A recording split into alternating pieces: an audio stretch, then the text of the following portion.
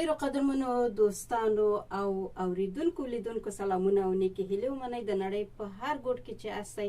د اوړي د دغه ښکلې هوا او فضا نه خوند واخلئ روغ جوړ خوشحاله او ارامه اوسئ د دې اونۍ په یادښت کې ایوادو صاحب غواړي تاسو ته یو نوی خبر ولري زه ایوادو صاحب ته وایم چې تاسو اوس تقاعد شوئ کور کې کښېنئ ارامه مګر ایوادو صاحب خو ایوادو صاحب دی نو هغه وایي نه زه باید د خپل مسلک مخته یوسم او غواړي خپل اوریدونکو ته یو نوی خبر ولري بس نو ایوادو صاحب چې هر خبره لري موږ تاسو سره همغږي ایوادو صاحب تاسو نه هیله کوو چې خپل خبر موږ ته واورو سلامونه زم قدرمنو اوریدونکو ګرانو لیدونکو تاسو ته سلام او درناوی وړاندې کوم سلام شنونده دیندای عزیز و گرامی تو چیرې ښه او سلام مننه هغه د مرکه برخه چې مانو صاحب سره دا هغه ماده قدرمن دوستانو زمونږ د خبرونه د یادښت برخه ده او دا ځل د خبرونه یادښت په خبرتیا سره پیل کوو په یو نوې خبر سره په یو زیری سره او په یو ښه خبر سره مهمه خبره ده چې موږ د نږدې 9 کالو او په ځانګړې توګه د 3 کال نه را پدې خو د افغانستان د ژبو تیر او د دې ژبو ریښې لټو د دغه ژبو چې د اوس په افغانستان کې د امي زبانهای افغانستان و اقوام افغانستان ما ریشه‌هاش در گذشته‌ها جستجو میکنیم خود ما بعضی مطالب تهیه میکنیم با استفاده از کتاب ها و آثار دانشمندان و یا دانشمندان را برای مصاحبه ها دعوت میکنیم مصاحبه های تلفنی و یا هم در استودیو و یا هم ما میریم نزد ایشان از ایشان مصاحبه ها میگیریم یکی از مثالهایش آقای احمد جان مانو است ما در 3 کالو که د نور ژبو ترڅنګ د پشه‌ای ژبې قدامت و تاریخي هویت او دا چې دغه ژبه اصلا د کوم ځای نه راغلې ده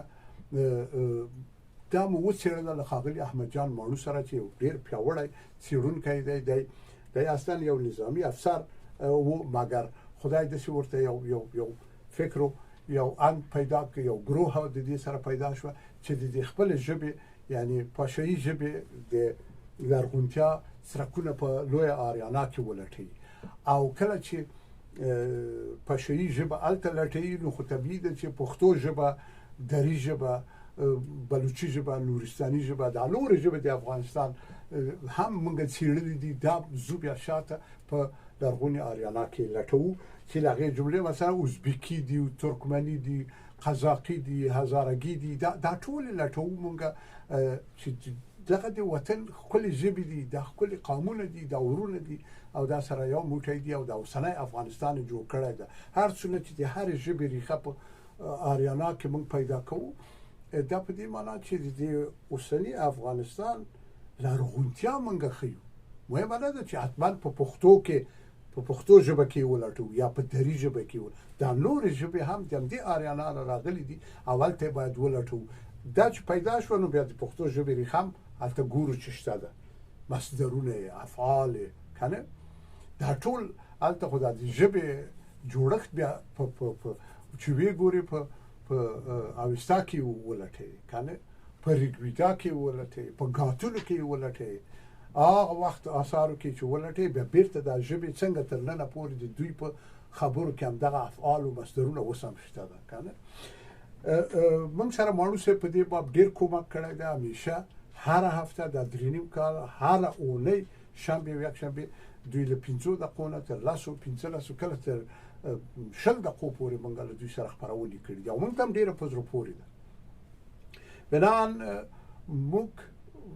فیصله وکړه او پریکړه مو وکړه چې دې ته داسې یو رنګ ورکو چې خپل پشیان دې کې شامل شي زموږ پشهي هیوادوال ځکه موږ خو په پښتو ژبه وایو یا په دری ژبه وایو نو خپل پشهي خويندې ورونه دې کې کومه برخه نه لري کنه اوس هم فیصله وکړه زمونږ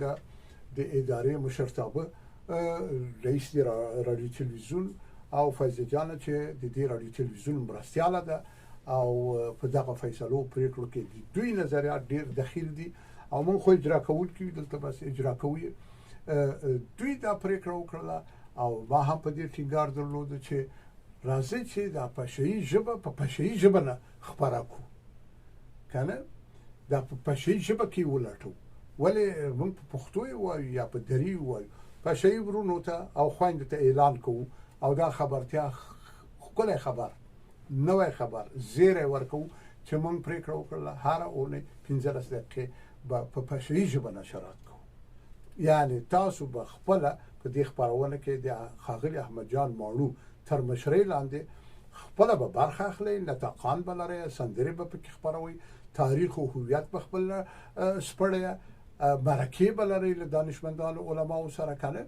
ځوانانو سره سپینګیرو سره خزو سره هغه بیا تاسو کار د چې په دې خبرونه کې کوم مطالب خبرو کنه البته هغه د افغانستان د ملي هویت او تاریخي ارزښتونو او اصول به مراعاتو او د ژبو جګړې به نه رامنځته کوو دا نو تاسو خپل مکلفیت شو اوس او تاسو ته مبارکي وایم چې تاسو ته دغه امکان برابر شه و ضمناً بیننده و شنونده‌های عزیز و گرامی به شما ابلاغ میکنیم که رادیو تلویزیون صدای افغان از دنمارک فیصله کرده که بر تمام زبانهای شیرین و گویای افغانستان مثل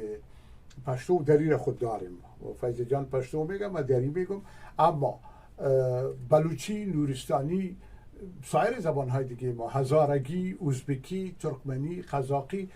شغنانی هر کسی که علاقمند است ما 15 دقیقه برشان وقت میدیم 15 دقیقه نشرات کنیم به زبان خود ما نشرش میکنیم هیواد دوستی خو همیت دیگه تخلص ما که هیواد دوست خود دیگه چی کنیم تقاعد هم کردم هنوزم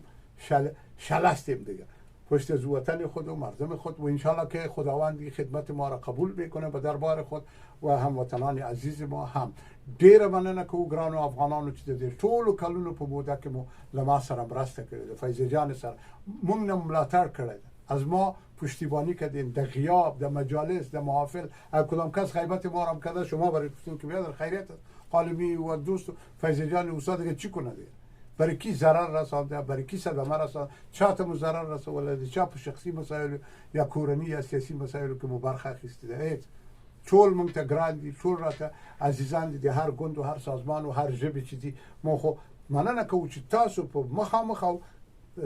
ترشا په غونډو محافلو کې لمنګ نه دفاع کړی ده کور مو ودان ژوندۍ اوسئ او نیکمرغه اوسئ دا زیره و دي په شی ژبه تاسو ته درکه هیله ده چې خوشاله او آرام اوسئ زه به وګورم چې د خبرونه نور مطالب تاسو به وسندره واوري د سندره ورسته د خبرونه د چیګپا یا څه خبرو برخه